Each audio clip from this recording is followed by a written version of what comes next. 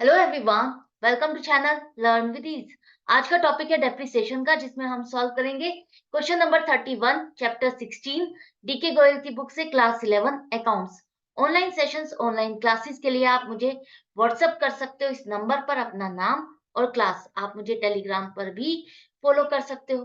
तो क्वेश्चन में दिया है कि मुंबई केमिकल्स लिमिटेड एक कंपनी है जिसकी बुक्स में 1 अप्रैल 2019 को ये बैलेंसेस आ रहे हैं। मशीनरी 10 लाख की और 10 लाख की मशीन पर अब तक आप डेप्रिसिएशन लगा चुके हो 4,05,000 का।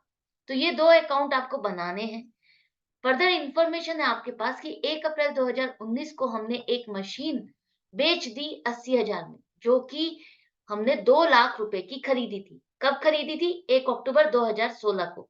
1 अक्टूबर 2016 को जो मशीन हमने 2 लाख की खरीदी थी, उसे हमने 80,000 में बेच दिया। फर्म राइट ऑफ करती है 10% डेप्रिसिएशन। कौन से मेथड्स में? Reducing balance method, reducing balance method, return down value method या डिमिनिशिंग बैलेंस मेथड, कुछ भी कहो एक ही बात है।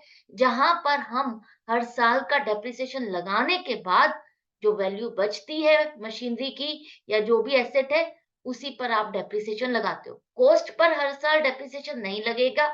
आपको वैल्यू जो बच जाती है हर साल डेप्रिसिएशन लगाने के बाद, उस पर लगाना है। तो ये दोनों अकाउंट हमको बनाने हैं। तो सबसे पहले मशीनरी अकाउंट में आ जाओ। ओपनिंग बैलेंस है आपके पास, एसेट है तो आप डेबिट साइड पर लिखोगे 10 लाख। ये 10 लाख की मशीन आपके पास है। अब इस पर हम अब तक कितना डेप्रिसिएशन लगा चुके हैं वो कौन बताता है? Provision for depreciation account. तो इसमें ओपनिंग बैलेंस आ रहे हैं 4,05,000, जो कि आप क्रेडिट साइड पे लिखोगे। ये डेप्रिसिएशन है जो मशीनरी की वैल्यू को लेस करता है। तो हम बैलेंस शीट में कैसे शो करते हैं? Machinery account 10 lakh less provision for depreciation 4,05,000 और नेट अमाउंट आपकी आउटर कॉलम में आएगी 5,95,000 से। इस तरह से शो हुआ होगा बैलेंस शीट में। अब यही आपके पास ओपनिंग बैलेंस आ गए। तो ये डेप्रिसिएशन है 10 लाख की मशीन पर अब तक हम कितना लगा चुके हैं। तो अब ये मशीन हम एक बेच रहे हैं, 2 लाख की मशीन जो है, हम इसे बेच रहे हैं। हमने इसको खरीदा कब था? 1 अक्टूबर 2016 को। तो अब जब हम बेचने जा रहे हैं 1 अप्रैल 2019 को, तब तक हम इस पर कितना डेप्रिसिएशन लगा चुके हैं वो आपको कैलकुलेट करना पड़ेगा। तो 2 लाख पर पहले वाले साल में जब आपने खरीदा, तो 1 अक्टूबर से 31 मार्च 2017 तक 6 महीने का डेप्रिसिएशन उस पर बनेगा 10,000 रुपए। उसके बाद रिड्यूसिंग बैलेंस मेथड से लगाना है तो 10,000 रुपए माइनस करो 2 लाख में से, तो बचेगा 1,90,000। इस पर अब आप अगले साल पूरे साल का डेप्रिसिएशन लगाओ, 19,000 बनेगा। अब ये 19,000 आप 1,90,000 में से माइनस कर दोगे, तो जो बचेगा 1,71,000। इस पर अब आप डेप्रिसिएशन लगाओगे पूरे साल का 17,100 रुपए, जो कि पूरा डेप्रिसिएशन आप लगा चुके हो 46,100 रुपए। तो ये डेप्रिसिएशन आप इतना इस मशीन जो आप बेचने जा रहे हो 2 लाख की, उस पर लगा चुके हो। और ये आपका 46,100 रुपए का डेप्रिसिएशन इस ओपनिंग बैलेंस में इंक्लूडेड है। अब जो मशीन हम बेच रहे हैं, तो उसका डेप्रिसिएशन हमको यहाँ से हटाना है, क्योंकि क्लोजिंग बैलेंस में वही डेप्रिसिएशन रहेगा, इस अकाउंट में वही बैलेंस रहेगा जो मशीन आपके पास रह गई है, उस पर अब तक कितना डेप्रिसिएशन लगा है। तो अगर आप जो मशीन बेच दी है उसका भी डेप्रिसिएशन रखोगे, तो इंफॉर्मेशन आपकी रॉन्ग हो जाएगी। तो 4,05,000 में से जो हमने मशीन बेच दी, उसका डेप्रिसिएशन हटा देते हैं 46,100 रुपए। ये 46,100 रुपए अब मशीनरी अकाउंट में हम इसको ट्रांसफर करेंगे। क्यों करेंगे? देखो, क्योंकि मशीनरी अकाउंट में भी 10 लाख की मशीन थी, उसमें से 2 लाख की मशीन आप बेच रहे हो, तो 2 लाख यहाँ से हट जाएंगे, खत्म हो जाएंगे। किस तरह से? हिसाब किताब देखो। 2 लाख की मशीन थी, उसमें आपने इतना-इतना डेप्रिसिएशन लगाया, तो 1 अप्रैल 2019 जब आप बेच रहे हो, इसकी वैल्यू कितनी बची? 1,53,900 रुपए। ये टोटल डेप्रिसिएशन 46,100 रुपए है। ये माइनस करने के बाद 1,53,900 रुपए की वैल्यू है।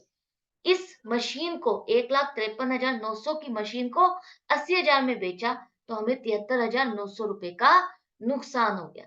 तो हम कैसे शो करेंगे? 2 लाख रुपए हमें हटाने हैं यहाँ से, तो हमने किस तरह से इसको यूज किया, क्या पैसा मिला या नुकसान हुआ, सभी यहीं पर ही दिखा हो गया। डेप्रिसिएशन अब तक आप इस पर लगा चुके हो 46,100 रुपए।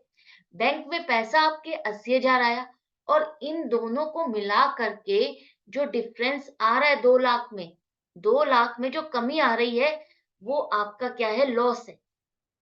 जो पैसा आपको नहीं मिला, वैल्यू से कम पैसा मिल रहा है, वो आपको नुकसान हो गया। और नुकसान जो भी होता है हम उसे कहाँ लिखते हैं, अपने प्रॉफिट एंड लॉस अकाउंट में। कंपनी है तो हम क्या लिखेंगे, statement of profit and loss. तो ये 73,900 रुपए का आप लॉस ट्रांसफर कर दोगे अपने प्रॉफिट एंड लॉस अकाउंट में। क्लियर है? तो एंट्री क्या बनी, प्रोविजन फॉर डेप्रिसिएशन अकाउंट आपका डेबिट हुआ 46,100 से, बैंक अकाउंट डेबिट हुआ 80,000 से, statement of profit and loss 73,900 रुपए से डेबिट करोगे और मशीनरी अकाउंट क्रेडिट होगा 2 लाख से। तो 2 लाख की वैल्यू अब आपने यहां से हटा दी। बची कितनी मशीन आपकी, 31 मार्च 2020 को अब आपकी 8 लाख की मशीन बच गई है। 10 लाख में से 8 लाख की मशीन बच गई है। ये तो हमने मशीन की बात की जो हमने बेच दी, लेकिन जो बाकी बची हुई मशीन है 8 लाख की, इस पर भी तो हमको डेप्रिसिएशन लगाना है। इसे भी तो हमने पूरे साल यूज किया, तो इस पर डेप्रिसिएशन कैसे निकालोगे? क्या हमें रिटर्न डाउन वैल्यू मेथड से लगाना है, रिड्यूसिंग बैलेंस मेथड से डेप्रिसिएशन कैलकुलेट करना है, तो क्या हमें हर साल का दोबारा से कैलकुलेट करना होगा 8 लाख पर? डेट भी नहीं दी, तो डेट हमें क्या माननी होगी, 1 अक्टूबर 2016? क्या इसी तरह से कैलकुलेट करना होगा? नहीं, बिल्कुल नहीं। अगर आपको इस अकाउंट का मीनिंग पता है, पर्पस पता है, तो आप लंबी कैलकुलेशन में बिल्कुल नहीं लगोगे। समझो, ये क्या कह रहा है? ये प्रोविजन फॉर डेप्रिसिएशन अकाउंट का जो ओपनिंग बैलेंस है 4,05,000, ये क्या कह रहा है? ये कह रहा है कि जो 10 लाख की मशीन थी आपकी, उस पर आप 31 मार्च 2019 तक इतना डेप्रिसिएशन लगा चुके हो, 4,05,000 का डेप्रिसिएशन लगा चुके हो। अब जो मशीन हमने बेच दी तो उसका डेप्रिसिएशन हट गया 46,100 रुपए। तो बाकी बचा हुआ जो डेप्रिसिएशन बचा हुआ है इस अकाउंट में, वो 3,58,900 रुपए का, वो 8 लाख की मशीन जो है आपके पास, उसका डेप्रिसिएशन है। कब तक? 1 अप्रैल 2019 तक ये डेप्रिसिएशन आपके पास है। उस मशीन का जो आपके पास है वो है 8 लाख की। 8 लाख की मशीन का डेप्रिसिएशन इतना आप पिछले साल तक लगा चुके हो। अब ये मशीन 8 लाख की आपने इस साल भी यूज की, तो अब उसकी वैल्यू कितनी बची हुई है? उसकी वैल्यू बची हुई है 4,41,100 रुपए।